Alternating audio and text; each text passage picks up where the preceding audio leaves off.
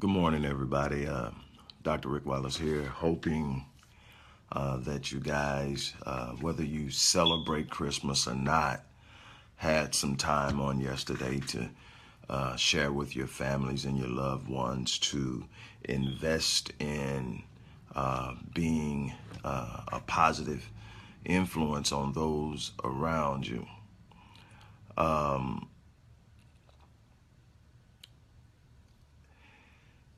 There's a lot I need to talk to you guys about today as far as us being a collective, but I wanted to start the day out with something that could hopefully motivate you, inspire you, encourage you, or provide some form of compulsion to push you in the direction of serving your purpose through your design, to really take a look at life and see where you are, to examine yourself, to see where you are currently, to evaluate where you want to be or determine where you want to be, and then take the necessary steps to get there.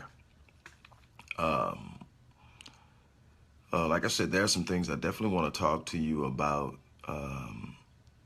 about some things that I observed during the course of the day yesterday, and just watching Twitter, Instagram, especially Facebook, and just seeing some things that are highly reflective of the reason, highly indicative of the reason why we're consistently where we are. Anyway, when you normally hear the term doing time, you automatically associate that with someone who is incarcerated, someone who has been convicted of a crime and is now serving a certain amount of time as repayment for the debt of the crime that they have been convicted of committing. Now, we know first and foremost that everybody that has been convicted of a crime didn't commit the crime. We understand that there's a lot of injustice that takes place, and this isn't about that. This is about talking about doing time. And what I want to talk to you about is there are far more people doing time that are not incarcerated than there are that who are incarcerated. Let me explain to you what I mean. Studies reveal that 85% of people in the United States get up every morning and report to a job that they don't like. That's 85% of the working population gets up every morning and goes to a job they don't like. Some of them, they don't like their coworkers. Some of them don't like their boss. Some of them simply cannot stand the work that they do. It's not a part of what they like to do. It's not a part of their passion. It's not something that they live for every day. There's something that they have to literally force themselves to get up and go out and do. And the vast majority of people are doing this because they've been conditioned in their mindset to believe that this is the only way that they can pay the bills. And so they get up every morning, they go out because they have to have a certain level of responsibility. So their rationale as far as paying bills to them is a highly logical reason to sit down in a place that's literally sucking the life out of them on a daily basis. This is not something uncommon. This is quite common because this is the mindset that is created through the indoctrination process as we move through our educational process in academia. It's the fact that you have to have a job, you have to get yourself together. You're being trained consistently to get a job if you're real good and your educational background supports it, to get you a job at a Fortune 500 company. And if you're lucky, you're making six figures or close to it. And you think you've got it all made, but you're finding every day that you're reporting to work. There's no motivation, there's no morale. You're doing just enough to keep from getting fired, to keep from having too much of a low rating during your evaluations. And here you go, you're there every day. You're doing time. You're doing time in life. You're getting up every morning, going to a job that you hate, that is literally sucking the life out of you. And you're doing it because you believe you have to, and you're doing time. In the legal field, and another thing that I'll call it doing time, but I also say that you are entering into a settlement with life. What is a settlement? Well, if you look at the term settlement in legal terms, a settlement is when there is a lawsuit on the table and you're the plaintiff and you're sitting up and saying, well, this happened to me and this person did this and this person is liable for this and this person is liable for that. And because of the liabilities involved, they owe me, and you come up with this amount that is indicative of what they've cost you emotionally, what they've cost you financially, what they've cost you in the situation of whether or not you're able to work any longer, pain and suffering, and all of this. And you can even add in punitive damages in certain cases. So now you have all of this stuff on the table, but guess what? You're looking at the lawyers that they have. They have the odds stacked. You've got one lawyer. You've put the best you could into getting the best possible lawyer you can, but they've got a team of lawyers. And your lawyer comes to you and say, hey, look, you got a pretty good case. I believe in you, but there's a chance we could lose. We could literally sit up and present our case to a jury, and we could lose. And you could walk away from this thing with nothing. They've offered you, which will be a fraction of what you initially asked for. They've offered you A, B, C, D. I suggest that you at least make a counter offer. If you don't want to accept that, that's lower than what you're asking for from the court. And then you have to sit up and make a decision. And what most people do is enter into a settlement for less than what the case was worth. And so the settlement basically says, look, I don't want to take the chance on losing, so I'm going to settle for the lesser amount. A large majority of you are settling. You're in a settlement with life. You're in a settlement with your employer. You're in a settlement with your visions and dreams. You're in a settlement with your expectations from yourself because of a fear of losing. I could fall flat on my face. I could end up being homeless. I could end up losing my car, losing my house. All these threats. Let me explain something to you. I have had the fortune of living in a number of different places, but I currently reside and grew up in the state of Texas, which is what is known as a right to work state. What does that mean? That means that neither employee or employer has to have any right whatsoever to terminate the relationship. Now, unless an employee can prove a history of discrimination by the employer towards them, they really don't have a leg to stand on once they've been terminated. And discrimination is difficult to prove in a right to work state. Why? Because I don't have to have a reason for terminating you. I can simply decide that I want to end this relationship and I have the right. So do you. Without notice. Now, it's customary to provide notice, but on both sides, we can see numerous times, a multitudinous times where it did not happen. Check this out. You may believe that you have safety in your position of employment. You may believe that you're in a position of comfort and security in your place of employment. But in almost every situation, unless you have it in a contract that the relationship cannot be terminated without compensation that equals the totality of the contracted time, you can be released without severance, without anything to help you get started again. That's not security. That's not security at all. You're in a settlement, and the settlement doesn't provide you any more security than if you were to step out and start walking and living in your passion, doing what it is you want to do, doing it how you want to do it, setting the terms. I shared this with you last week. My My mentor told me that if you want to be able to do life on your terms, if you want to be able to wear what you want to wear while doing business, if you want to be able to conduct yourself the way you want to conduct yourself doing business, you're going to have to get the goal, because he who has the goal makes the rules. Well, see, as long as you're working for someone else, as long as someone else is setting the time that you show up every day, the time you leave every day, the times that you take breaks during the day, how much you're getting paid, how many weeks vacation you get off, and all of these different things, you don't have the goal. You're not making the rules. They have the goal. And you're in a settlement. You're doing time. Now, if you're at a job where somebody's paying you to do what you love, and they're paying you what you're worth, you're in a good place. But again, you've got to understand, they still control your destiny. Why? Because they signed the paycheck. Am I speaking down, or am I being condescending towards the 85% of the people who do this? Absolutely not. What I'm trying to get you to understand is that actually I'm no better than any one of you. I chose a different path. I decided to look at life differently. I decided to attack life instead of allowing life to happen to me. I decided to get up and say that this is what I want out of life, and no matter what, I'm going out to get it. Now, have I hit some bumps? Have I taken some bumps and bruises? Absolutely. But so have you.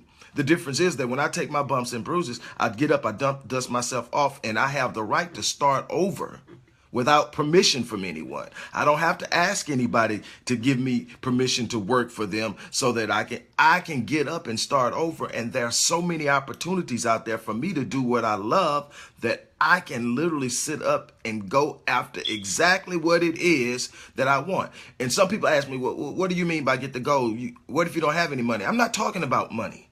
See, that's the thing. We've been so convinced that currency is what holds value in this company. Currency is the representation of value.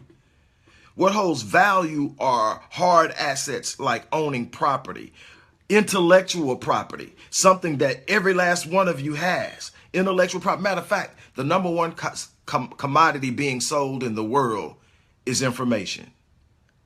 Make yourself an expert in a certain area of information, and you have immediately increased your value. Matter of fact, you have at least tripled your value when you become an expert in a specific area of information in this world, because information is the number one commodity. People are paying top dollar to know certain things from the people who are considered the best in those areas.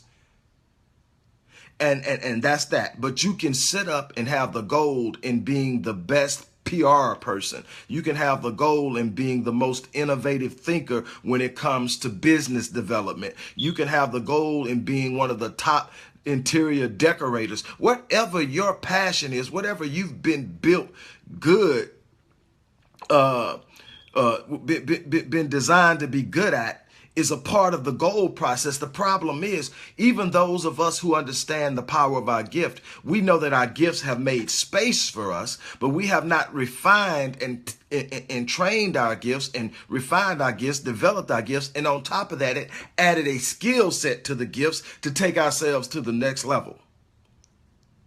See, the difference between a person who simply has room made by their gifts and they learn how to use their gifts to get by, and those who achieve greatness and do the phenomenal, is those that decide that I'm going to invest in my gift. I'm not going to just rape my gift. I'm going to invest in my gift so that my gift can produce more than it does in its raw state. I'm going to refine my gift. I'm going to be great. I'm going to be exceptional in the area of my gift. And then you got to take on the mindset of why you have the gift. See, a lot of people lose themselves in becoming so self-engrossed and so selfish that they lose sight of why they have the gift. See, the greatest accomplishments, the greatest achievements, the greatest legacies are not built by someone who is serving self. The greatest legacies come from those who take their gift and pour into others. Those who decide that I'm going to invest my gift into elevating and empowering those those within my periphery, those who are within my reach, those that are within the sound of my voice, those who are, have the capacity and the access to my writings. All of these things, those are the people that I'm going to touch. Those are the people that I'm going to inspire. Those are the people that I'm going to empower. Then through the empowering of others, through the lifting of others, through the blessing of others, that energy comes back to you and you reap the rewards of the seeds you sown. Very rarely does it come from the people you sown it into, but the energy is poured out from them into other areas, and it's a cyclical process that brings back to you what you put out. You can call it the law of reciprocity. You can call it the law of harvest. What you sow, you reap. But whatever happens, what you put out is what you get. So if you're in a situation in which you are not satisfied, you've got to look at yourself, because you are where you are because of who you are. Change your thinking. Change your expectations for yourself. Raise the level of your expectations. Raise your standards. Start to see yourself as what you desire to become. Start to behave, act, and think like that person that you have to be in order to have what you have to have. It starts with you. Before you can manifest what you're after, you've got to change the inside. And you change the inside by changing your thinking, changing your speak. When you change your thinking and you change your speak, you start to condition and train your subconscious to expect more. Now, the wonderful thing about it, and I think I shared this with you guys before, there's a part of the brain that's right where the spinal cord ends and the brainstem begins, a little 2-inch area that's called the reticular activating system. And what that is a part of the perceptive process. What it does is it pays attention to what's being fed to the subconscious, and it determines by the frequency and the intent and the emphasis that's placed on certain things what's most important to you. Then it automatically starts to identify those things when they come through your life. Have you ever sit up and had a situation where you're looking around and you see this particular shirt that this person is wearing, or this particular car that this person is driving, and you say, I'm going to get that shirt, or I'm going to get that car? And once you say it and you set it in your mind, all of a sudden, every time you look up, you now see that shirt or you see that car. That's the reticular activating system, identifying something that's important to you, and then making sure every time that an opportunity or to see it, to appreciate it, to have it comes, it identifies it and shows it to you. That shirt has always been there. That car's always been there, but not until you decided that it was something important enough for you to have did the reticular activating system identify it as something that you needed to see often. That's what you have to do. You have to feed your subconscious. But check this out. Not only does your subconscious, what you feed your subconscious, activate the reticular activating system in your brain, but it also feeds your spirit. In other words, every time you're feeding your subconscious, what your subconscious accepts, it feeds your spirit. So if you're wondering why you're down all the time, if you're wondering why you feel defeated all the time, if you're wondering why you can get to a certain point and then you turn around and retreat out of fear, it's because that's what you're feeding your subconscious. And your subconscious can only feed your spirit what it is being fed. But if you stop feeding the negativity, you stop feeding your subconscious the negativity. You start feeding your subconscious beliefs that you can do the impossible, beliefs that you were designed to pursue your purpose, beliefs that you were designed to pursue your passion, beliefs that you are built for every battle that you will face, beliefs that there's no circumstance or situation that's going to come into your life that's bigger than your purpose, that's bigger than your destiny, that can come into your life and shut you down. When you start feeding your subconscious those beliefs that says, I can conquer anything that I come in contact with, your subconscious will start feeding your spirit. Your spirit will start rising up inside of you. You will start to develop what I call spiritual vision. You will stop seeing life circumstances through your natural eyes. You'll start seeing life circumstances through your physical eye, through your spiritual eyes. And since your spirit has been developed in a way that looks at life now as something that cannot be that is not powerful enough to conquer you or take you out of your destiny or derail you. Your spirit interprets life's circumstances, life's negative circumstances, as something temporal. It looks at it, acknowledges it, knows it's real, but overrules it. It's something in your spirit that was fed by your subconscious, that was fed by your belief system that says, I see it, but I disagree with it. It can't break me. It can't stop me. It can't derail me. It may delay me, but delay is not denial. I will overcome it. I will pursue my passion. I will fulfill my destiny. I will be someone who leaves a legacy behind, that I came into this world and left it a better place than what I found it. That is the power that resides in each and every one of you. It's time for you to stop doing time. It's time for you to start living. See, that you can't live when you're doing time. See, when you're doing time, there are too many external variables that are controlling your state of mind, your attitude, your mood, your feelings of accomplishment. When you're doing time, you're looking to someone else to evaluate your performance and tell you that you're worthy of what you're getting paid. When you're doing time, let me tell you something. Whether you're doing time as an incarcerated individual, whether you're doing time on a job you hate, whether you're doing time in a relationship. See, some of us have entered into settlements on the job. Others of us have entered into settlements in life. And others have entered into settlements in relationships. Relationships where you're not getting anything close to what you're worth. Relationships that are literally draining you dry of your hope, of your aspirations, of your dreams. Some of us are sleeping with the enemy. Let me tell you something. There's something special about having that person in your life, that you've put your life in their hands. You've trusted them with your vision. You've trusted them with your dream. And they turn around every day and affirm you. It's a wonderful feeling to look into the eyes of the one you love, and the look that they give you is affirming. The speech and the way that they talk to you is affirming. The way that they touch your hand is affirming. The last thing you need to do is enter into a settlement with someone that is not conditioned or prepared to give you what you need in a relationship. That's worse than being on a job that you've entered into a settlement on. You were not designed to settle. You were designed to conquer, to go out into a world that would be hostile towards you and tame it. Make it yours. Move the universe on your behalf. That's what you were designed to do. Develop yourself. Become something that you will be passionate about. Live a life of passion. Lengthen your life by reducing the level of stress and anxiety in your life. Replace that with the feeling of accomplishment, the feeling of joy, the feeling of happiness, the feeling of fulfillment. As you get your week started, get your day started, get your week started.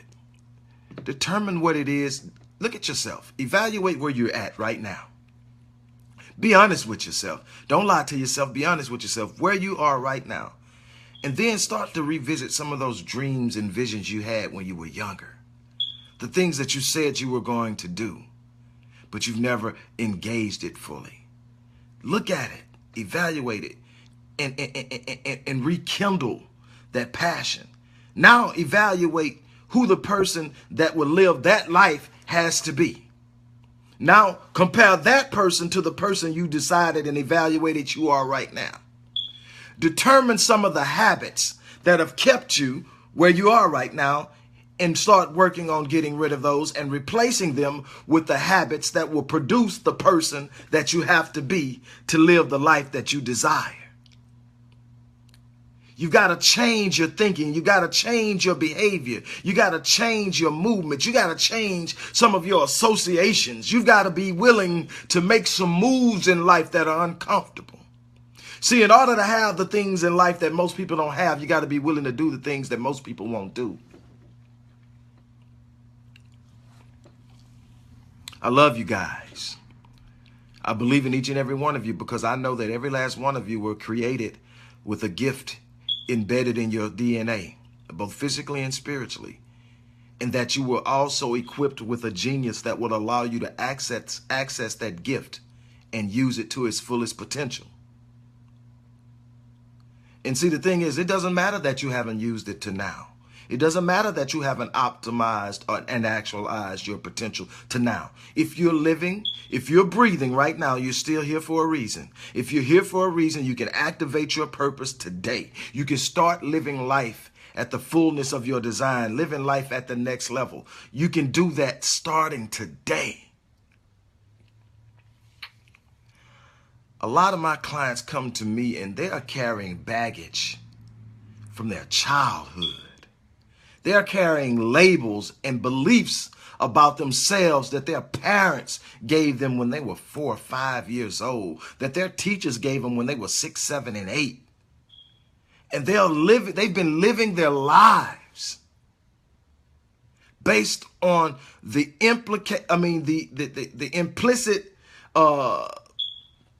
implicit expression or the direct expression that they were less than, that they were incapable, that they could not, that impossibility would overtake them at every turn.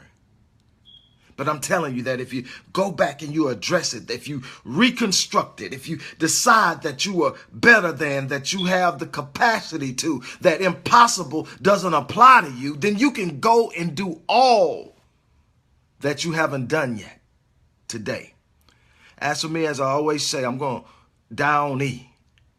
I'm going to spend every ounce of me every day to be a better man so that I can be better to others and so that I can empower others and so that I can leave a legacy that said, I came, I saw, and I conquered. I dare you to do the same thing. Bless you. This quote I'm leaving with, and I'm off. Stephen Furtick. If the vision that you have for your life is not so huge that it intimidates you, there's a good chance it's insulting God. I love you guys. I'm out. Peace.